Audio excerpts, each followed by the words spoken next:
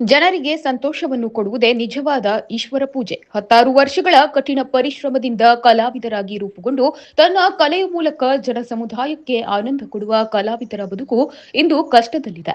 ಕಲೆಗೆ ಮತ್ತು ಕಲಾವಿದರಿಗೆ ಸಮಾಜ ಆಸರೆಯಾದಾಗ ಮಾತ್ರ ಕಲಾವಿದರ ಬದುಕು ಹಸನಾಗುತ್ತದೆ ಎಂದು ಉಪನ್ಯಾಸಕ ಪ್ರಶಾಂತ್ ಹೆಗಡೆ ಮೂಡಲ್ಮನೆ ಹೇಳಿದರು.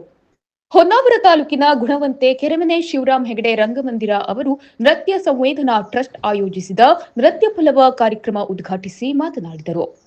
ನಾಡಿನ ತುಂಬಾ ಸಾವಿರಾರು ವಿದ್ಯಾರ್ಥಿಗಳಿಗೆ ಭರತನಾಟ್ಯ ಕಲಿಸಿ 60 ಜನ ವಿದುಷಿಯರನ್ನು ಸಿದ್ಧಪಡಿಸಿದ ಡಾಕ್ಟರ್ ಸಹನಾ ಭಟ್ಟರ ಸಾಧನೆ ದೊಡ್ಡದು. ಅವರ ಶಿಷ್ಯೆ ವಿದುಷಿ ಪೂಜಾ ಹೆಗಡೆ ತನ್ನ ಗುರುವಿನ ಹಾದಿಯಲ್ಲೇ ಮುನ್ನಡೆಯುತ್ತಿದ್ದಾರೆ. ತಾಲೂಕಿನ 4 ಕಡೆ ಭರತನಾಟ್ಯದ ಶಾಲೆ ತೆರೆದಿದ್ದಾರೆ. ಇಂಥವರ ಮೂಲಕ ನಮ್ಮ ಶ್ರೀಮಂತ ಕಲೆ, ಸಂಸ್ಕೃತಿ, ಪರಂಪರೆ ಉಳಿಯಲಿ ಎಂದು ಅವರು ಹೇಳಿದರು.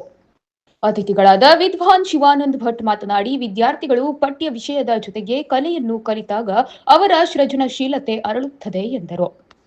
ನೃತ್ಯ ಸಂವೇದನಾ ಟ್ರಸ್ಟ್ನ ಪರವಾಗಿ ಡಾಕ್ಟರ್ ಸಹನಾ ಭಟ್ ಮತ್ತು ಸಾಹಿತಿ ಪ್ರದೀಪ್ ಭಟ್ ಅವರನ್ನು ಸನ್ಮಾನಿಸಿ ಗೌರವಿಸಲಾಯಿತು.